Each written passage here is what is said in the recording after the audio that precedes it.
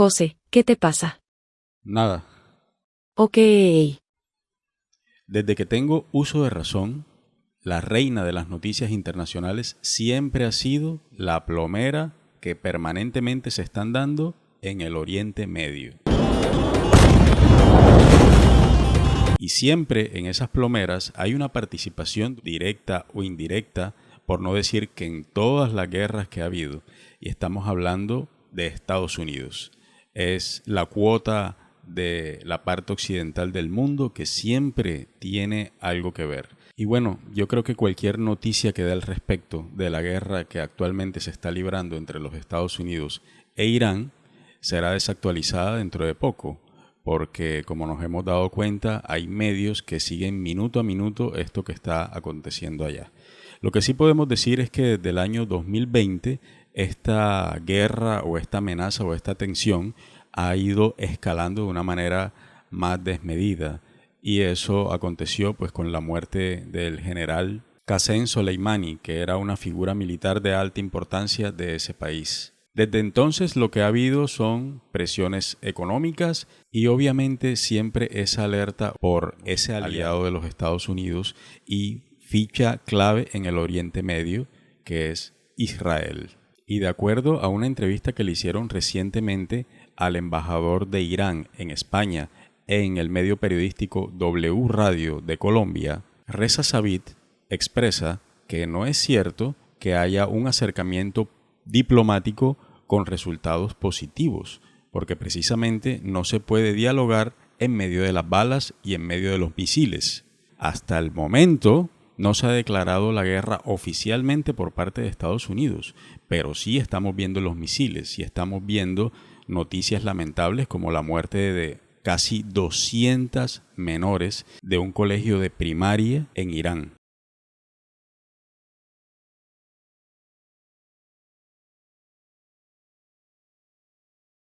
Entonces las noticias que siempre he visto y que sé que la mayoría hemos visto cuando hay un cubrimiento relacionado a las guerras, ¿qué es lo que vemos? A ver, por un lado siempre vemos a un representante de los gobiernos implicados dando o haciendo una intervención. Misiles cayendo sobre los edificios, el humo, el fuego, aviones volando, el sonido de las balas y demás. Hombre que sale de los escombros con un niño en sus brazos. Es un mapa que comúnmente lo entendemos medianamente, pero que sirve como relleno ahí de película. Este paquete noticioso es el que nosotros consumimos y que hemos venido consumiendo. Prácticamente las noticias son encabezadas por las intervenciones de los oficiales de los gobiernos. Desde ahí parte todo. Pero nunca, o no voy a decir nunca, pero rara vez las noticias empiezan con las voces de las víctimas. Ojo, una cosa son los reportajes y son los documentales, ¿ok? Y otra cosa muy distinta son la noticia, que viene en una cápsula noticiosa comúnmente de 1 minuto y medio, máximo 2. Y precisamente este formato, este canon, es la razón por la cual yo hago este video. La naturalización de la muerte, que lo aceptemos o no, tenemos todos. Como por ejemplo lo que Israel ha cometido sobre la Franja de Gaza se llama genocidio. Yo nunca he visto una noticia que se aborde este suceso como un genocidio.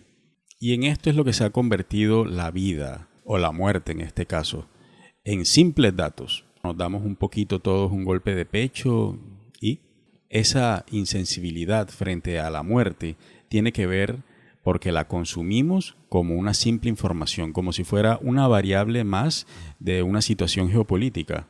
Pero entre tantas cosas que todos vivimos a diario, la mente no nos da para pensar o para recordar que cada una de esas vidas que van desapareciendo son una biografía. Son vidas que tienen familia, son familias que se destruyen, son niños huérfanos, adultos mayores muertos, son mujeres muertas, mujeres embarazadas muertas, miles de hombres muertos. ¿Cómo sería ese daño colateral de un territorio al que le matan, por lo menos, le matan 200 niñas, o prácticamente casi 200 niñas? O sea, ¿cómo se levanta ese pueblo moralmente? ¿Cómo asumen eso? Hay un término que es conocido como anestesia emocional. Y esa anestesia emocional está nutrida por dos factores. Uno es la distancia mediática, porque claramente nos afecta menos entre más distante esté. Y por otro lado también tiene que ver con la repetición. Si hace unos años, cuando habían unos asesinatos, unas masacres, era una noticia extraordinaria, pero en la actualidad, sobre todo con el despliegue de las redes sociales y el Internet, todo esto se ha vuelto, ¿cómo? Cotidiano. ¿Y qué pasa con todo lo que es cotidiano?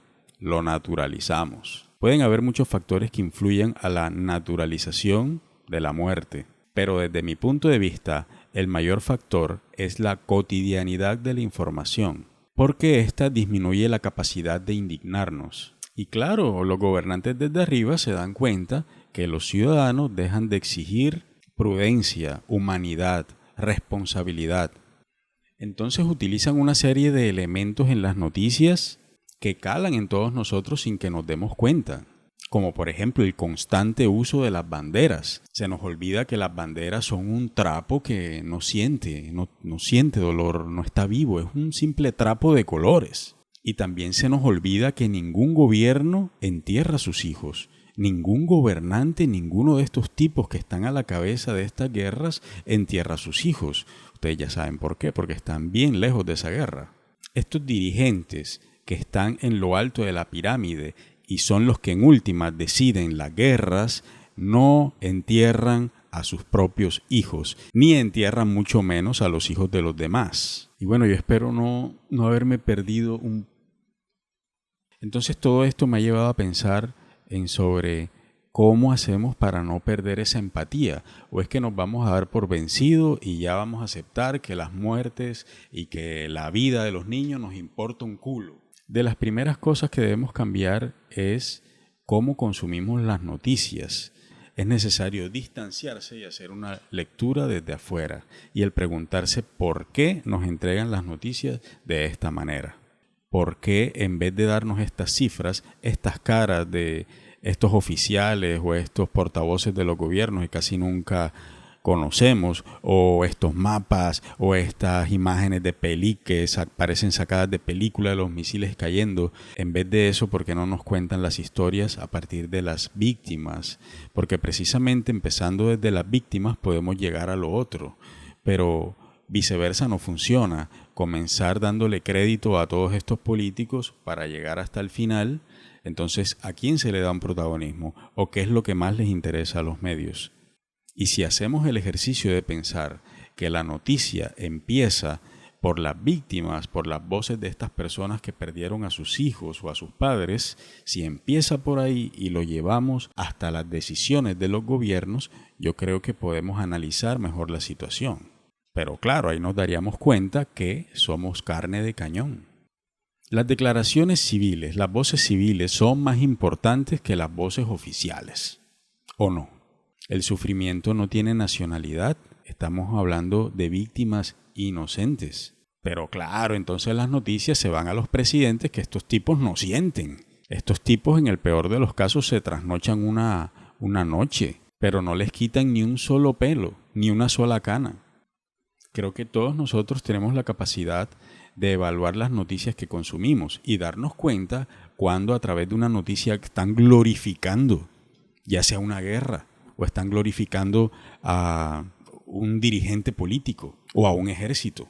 La verdad no soy muy optimista en que los medios de comunicación, los más mediáticos, vayan a cambiar su manera de comunicar. Y tampoco soy muy optimista en que el grueso de la población comience a hacer una lectura más aguda de toda esta información que nos están dando. Pero se puede empezar por reflexionar por qué cada vez más nos importa un culo la vida humana. José, a lo que dices quiero añadir que, el mundo de los medios de comunicación no es real, nuestras vidas sí son reales. Y esto, hoy más que en otro momento de la historia, debemos interiorizarlo prioritariamente, sobre todo, no dejárselo de explicar a nuestros niños. Hoy ya no sabemos distinguir si un discurso de guerra en las redes sociales es verdad o es una vaina hecha con IA, y eso se agudizará en el futuro.